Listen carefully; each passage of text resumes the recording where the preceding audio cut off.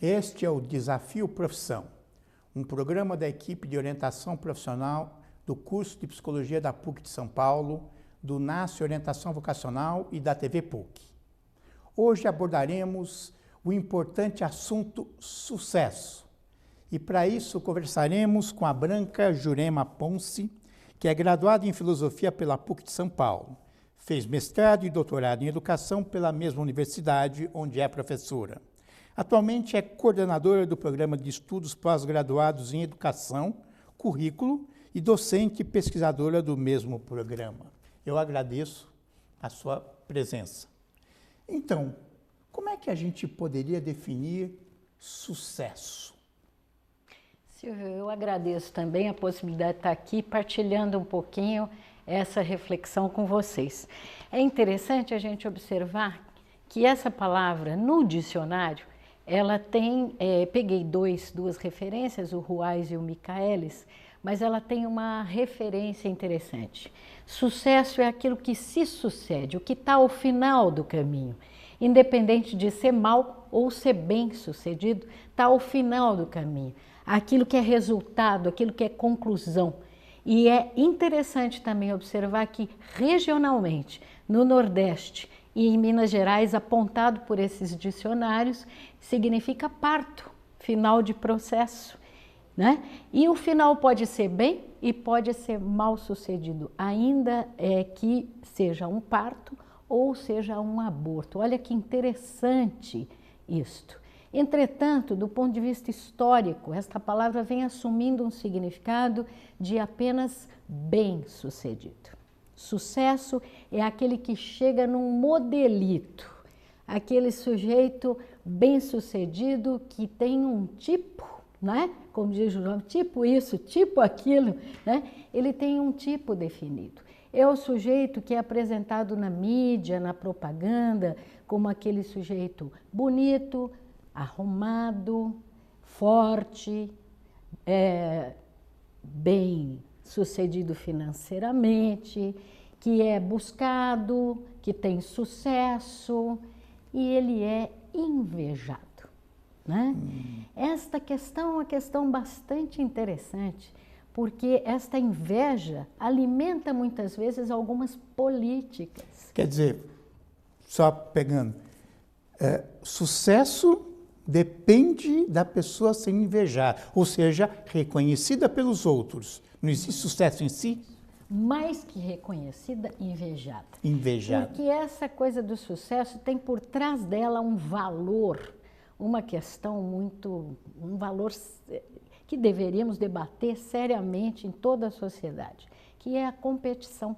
Em oposição à ideia de cooperação entre os humanos, eu tenho a ideia de competir e que vença o melhor, porque ele vence por mérito. Então, eu o reconheço e o invejo e me reconheço como pior que ele, né? Então, o sujeito VIP no avião, o sujeito VIP em algumas situações, em festas, o que é o sujeito VIP? O sujeito que tem sucesso. Então, hoje, o momento de hoje, aponta para um valor que se a gente desdobrar e for ao fundo dele, nós vamos ver um pouquinho a feiura dele. Não é só bonito, né? Ele é feio por dentro. Então, nós precisamos começar por romper um pouquinho e adentrar essa questão. E isso tem raiz lá atrás, porque lá atrás, quando eu digo, é século XVII, né? Porque nós vamos poder observar ali o nascimento, a origem de uma coisa preciosa para nós, que é a identidade, que é importante para nós, que é entender o indivíduo como um ser único, né? Mas que na sua exacerbação, no seu exagero hoje, a gente tem uma degradação desse conceito em individualismos, né? E não a preservação exatamente da individualidade. E o sucesso está muito ligado a isso. Eu vou me permitir aqui citar um pouquinho um desses representantes do ideário liberal, e eu gosto muito dele, eu quero dizer que considero que para a época dele é um revolucionário, um sujeito bacana, que é o Locke. Sim. É um pensador inglês do século XVII, né?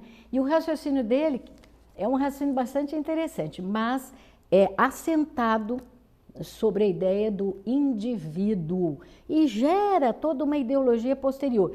Imagino que ele nem imaginasse, né? Ele pensou aquilo no momento em que na Inglaterra o absolutismo era que se impunha. Então, um sujeito revolucionário, ele se colocou contra o absolutismo do rei, foi corajoso e por isso teve que sair pela Europa fora, porque foi perseguido. Ele foi um sujeito que teve que sair correndo de lá, porque ele defendia um ideário diferente do absolutismo. Ele acreditava, por exemplo, que todos os homens são iguais, e na época, segundo ele, todos os homens são iguais perante Deus. Veja que é um Deus medieval, não se trata de um Deus ainda moderno, é um Deus medieval, um Deus que define o destino das pessoas, que, portanto, é um Deus que aprisiona o sujeito no seu destino. Que determina no nascimento a vida desse indivíduo. A herança dele não é só a herança de propriedade, é a herança, o tal do sangue azul, né? É a herança do sangue que ele traz, é a herança do nome, é a herança do título de nobreza que ele tem, que depois no Brasil a gente tem um arremedo disso e vai comprar título de nobreza. Mas então, voltando lá no Locke, ele diz assim, todos os homens são iguais perante Deus e a lei. Aí é interessante, porque ele diz assim, perante Deus, no estado de natureza, eles são iguais. Então, Deus tem que olhar para todo mundo como seu filho. Deus é o Criador e tem as criaturas. E perante a lei deve ser feita à imagem do estado de natureza, embora ele esteja no estado de sociedade, né? E a lei igual significa, não quero lei diferente para rei, para servo, eu quero uma lei para todo sujeito. Veja que ele de fato é um revolucionário, né? Ele está apontando para o mundo moderno, mas ele dá sequência dizendo o seguinte, esses indivíduos são iguais perante Deus e a lei, mas são diferentes entre si. Outro avanço, porque ele mostra para nós o quê? Que cada indivíduo é único, que cada indivíduo é um, e que nós precisamos olhar com esse cuidado para cada um, né? Mas aí ele prossegue, todos esses indivíduos vão se lançar na sociedade e todos eles vão mostrar o que podem e o que não podem, o que sabem e o que não sabem. Uns serão diferentes dos outros, porque esse é o pressuposto inicial, a diferença, a individualidade. Então, a tendência é que a sociedade organize instrumentos, instituições futuras que deem a eles as mesmas oportunidades, né? E a partir destas mesmas oportunidades, todos eles dirão a que vieram, farão o que sabem fazer e mostrarão que uns são melhores e outros piores. E o sucesso está aí. Aí está a origem dessa ideia. E aí, claro, os melhores, segundo o próprio Locke, se alocarão nas classes sociais superiores por mérito e os piores nas outras. Portanto, a justiça social se faz pela diferença de classes, porque cada um está no lugar que merece. Muito bem, qual é o valor ético, né, que permeia este raciocínio? A competição, né? Então ele rompe com a ideia de herança, nós não estamos predestinados revolucionariamente, e ele propõe então que partamos do mesmo patamar, mas a base disso é a competição e, portanto, cada um vai achar o seu lugar social. Se você é mal, agora usando a nossa terminologia, se você é mal sucedido, é problema seu. Individual. Não é? Individualmente você responde por isso. E inveja o outro que vai estar no lugar que ele merece. Não questionamos aí. E veja que isso avança. No século XIX, a gente já tem pensamentos, o anarquismo, o marxismo, né, que eles trazem um pouco a mudança da ideia da igualdade, não de oportunidades apenas. É importante igualar a oportunidade. A escola é herdeira dessa ideia, né? A coitada da escola está com os ombros largos porque ela teria, em princípio, equalizar. que equalizar Claro. as oportunidades, como se ela pudesse, não é? Mas então, no século XIX a gente já tem saltos, a gente tem outros saltos. Então, mas a gente quer dizer que o sucesso sempre esteve ligado à ideia de uma coisa individual? Individual. Sempre. Individual. Essa é uma questão que nós não podemos deixar de considerar. Sei. Né? Eu posso até ter um grupo de sucesso, mas eu vou considerar individualmente este grupo. E o valor de base é a competição. Né? E o bem-sucedido, no nosso caso, hoje, século XXI, ele é invejado. Eu digo isso porque a propaganda e o marketing se utilizam dessa inveja, né? Para poder vender, para poder dizer, você quer ser o VIP, não quer ser o VIP? Para estar na melhor sala, com ar-condicionado, no melhor lugar do avião, etc. Então, você vai correr atrás disso e ele te mostra um modelo, né?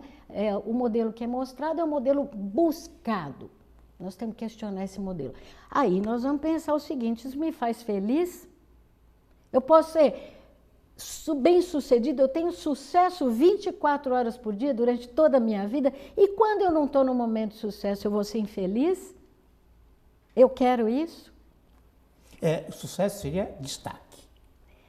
É um destaque por mérito? Por mérito. É individual. Eu me fiz por mim mesmo, não é? O trabalho coletivo, que eu prezo tanto, aí não tem lugar. Mas essa ideia foi questionada, né? Sim.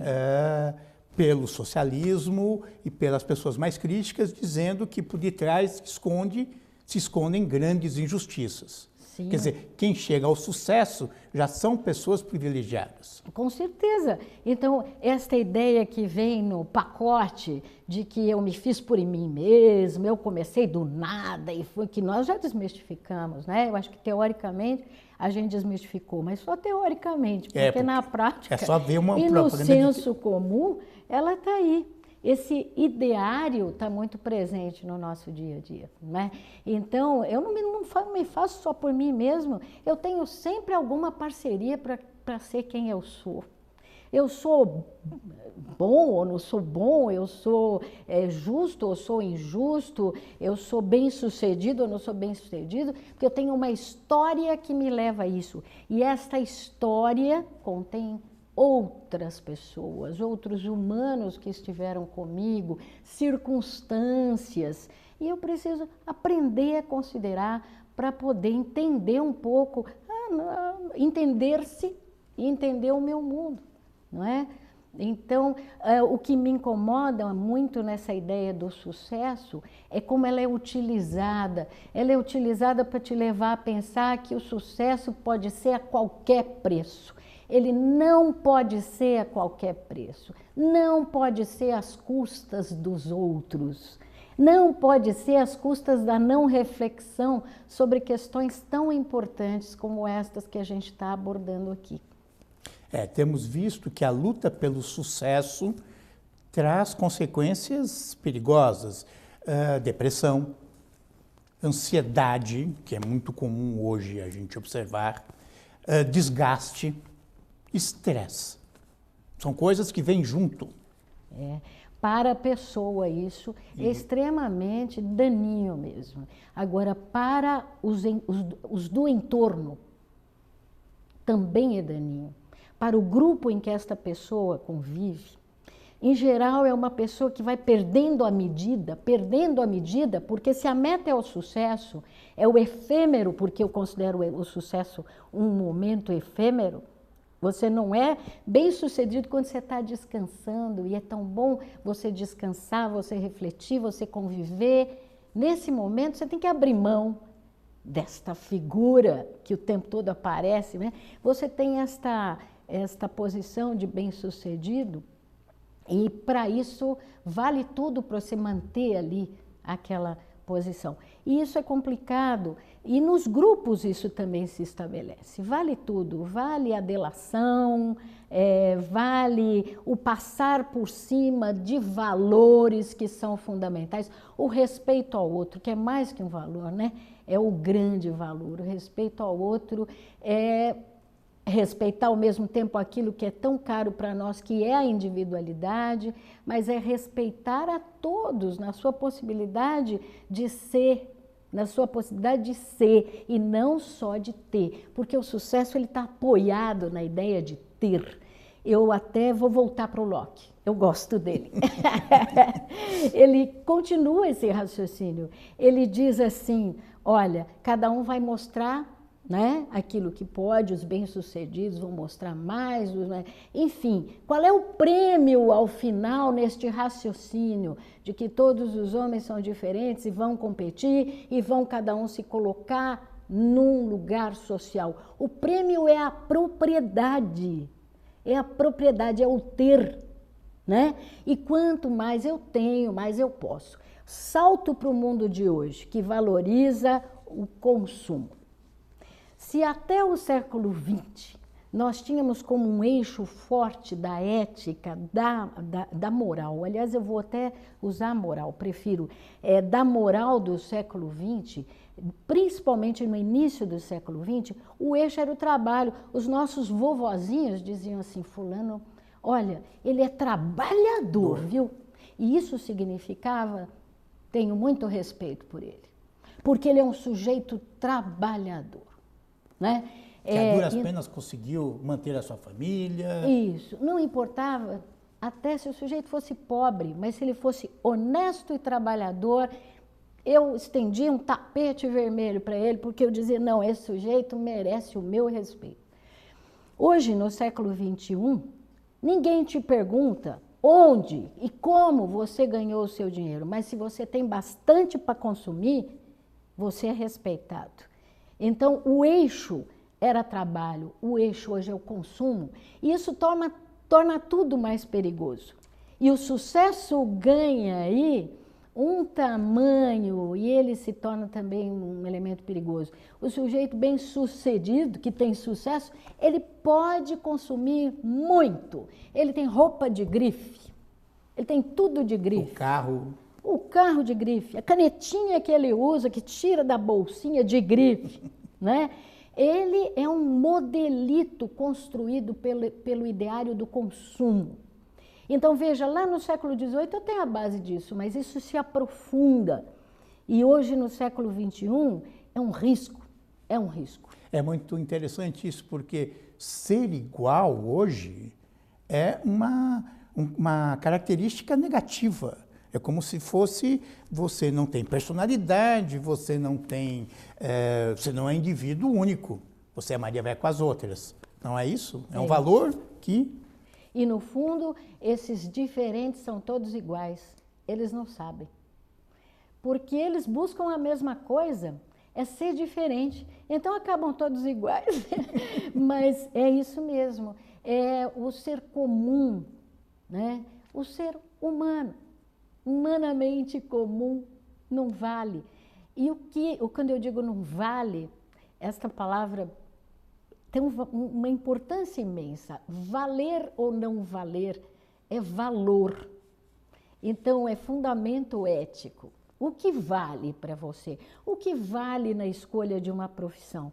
Eu te contava de um texto que eu gosto muito, do Marx. É um texto que ele escreveu aos 17 anos. Não sabia ainda muita coisa de economia política, não sabia muita coisa da economia propriamente, mas já tinha pensamentos filosóficos muito interessantes. Ele é provocado por um exame, por um professor, e esse professor propõe a ele uma redação, que é assim, o que tem que ser considerado para escolher profissão? E o texto dele, eu não tenho todo ele de cor, mas me lembro claramente, eu trabalhei muito com esse texto, com alunos de ensino médio, e ele trazia uma ideia eixo logo de início e depois desenvolve isso belamente, que é a ideia de que eu vou ser feliz fazendo o que faz outros iguais a mim serem felizes. Esse é um valor muito importante. É um valor que preza o outro e preza a si mesmo, porque ele também quer ser feliz, né? E a meta é isso. Então, hoje, quando a gente olha para para o mundo e pergunta quem são os felizes desse mundo. Vamos procurar com uma lupa quem são os felizes, né? Os de felicidade efêmera, que estão felizes, que eu até diria, felicidade isso? Ou é um momento ali que até precisamos estudar, vocês psicólogos vão saber explicar melhor que eu este efêmero da felicidade exagerada, não é? Serão esses os felizes? É interessante. Esse é um outro assunto que a gente pode abordar, que na minha prática, as pessoas felizes para os jovens são as pessoas que não são tristes, que são alegres, que riem. Será que é isso? Mas voltando um pouco na questão do outro, na questão do sucesso, na minha dissertação de mestrado, eu converso com um grupo de jovens que participou do programa e vou levantar que motivos que levaram à escolha da profissão. E sempre os motivos eram individuais. Por mais social fosse a escolha, né? Você é médico, quer dizer, não há profissão mais social, vou lidar com o outro. A explicação é individual. Eu vou gostar do que eu faço, eu serei feliz, alcançarei bons... Quer dizer, a ideia do outro e ser feliz com o outro, na sociedade que vivemos, está meio que descartada. Aliás, parece que essa ideia é fundamento da sociedade capitalista. Né? Ela mantém a sociedade capitalista. Mantém um status quo, né? É interessante. Eu acho que a gente avança e retrocede. A história não anda só para frente, né? A história tem um movimento de idas e vindas, então acho que assim também é a história dos valores, assim também é a história econômica, política, social. Então, a gente avança sim, eu acho que tem um avanço aí, para não ser pessimista, de que a gente tem que considerar-se, querer ser feliz. Acho que é importante, mas a gente não pode descartar um processo. O que é ser feliz? Eu consigo ser feliz rodeado de miséria, rodeado de infelicidade? Vai esbarrar em mim isso de alguma forma, né? O caldo onde eu vivo tem que ser um caldo que proporcione alegria e felicidade, né? Quando você diz assim dessa identificação, é feliz aquele que não é triste, é interessante isso, né? É feliz aquele que, eu diria até isso, efusivamente demonstra. Será, né? E será que a gente consegue ser feliz sozinho? A música popular brasileira já tem tanta coisa bonita dizendo, não é possível ser feliz sozinho. Eu acho que eu sou mais feliz e aí a felicidade tem um significado de estar inteiro, de ser inteiro, de buscar, porque também não tem um ponto de chegada. O sucesso, aqui no Michaelis e no Ruais, aponta a conclusão. Acontece que nem a vida, né, nem a morte é conclusiva. Pelo menos por enquanto na história, mesmo as mortes podem concluir um momento de uma vida, mas se eu tenho a visão mais ampla, a conclusão é sempre um recomeço, é sempre a possibilidade. Aí é interessante o encontro que você me mostrava no início do sucesso com o êxito. O êxito é sair, né? E o sucesso é chegar. É o chegar e sair. E considerar isso neste caminho, considerando que, se possível, a gente quer cada dia ter uma vida mais bonita e melhor para todos, né? É considerar que não pode ter um caminho de busca de um. É engraçado o êxito, né? Porque na língua inglesa, êxito é saída, exit, né? Exit. É onde eu vou sair, né? E a gente tem uma outra visão de êxito como sucesso, não como saída. Quer dizer, almejar prestígio, poder, né? Grana, dinheiro, é um significado de sucesso para o momento atual, para a sociedade atual. Mas acho que, como você bem colocou, devemos questionar essa visão. Não podemos nos contentar com o raso do significado que nos oferecem. Vamos atrás de ampliar a compreensão do significado. O que eu quero mesmo? Eu quero chegar onde? eu tenho hoje 17, amanhã 27, mas eu vou ter 60. Como é que eu quero viver esse tempo que quando a gente é jovem parece longo e quando a gente é mais velho parece curto? Como é que eu quero viver esse tempo que me cabe? O que eu vou fazer dele? Que coisas úteis, boas e belas eu posso fazer desse momento que me é dado? Quer dizer, podemos ter outros sentidos para esta palavrinha tão dita hoje de sucesso. Isso. Podemos trazer outros sentidos. Podemos, com certeza, e devemos. Eu acho que a fala que você trouxe, eu acho que é importante para fazer pensar, né? Eu devo escolher algo que me faça feliz e que faça felizes os outros. Os outros. Isso me tornará mais feliz, né? E aí não se trata de um egoísmo, né? Se trata da consideração da sua identidade, da sua individualidade e da consideração e do respeito à identidade e à individualidade do meu semelhante, né? Tem uma palavrinha que eu gosto muito na filosofia, que é um conceito. Nós não temos na língua portuguesa, no respeito ao outro, a ideia de outridade. Não existe. Mas temos a palavra alteridade. Alter é outro, né?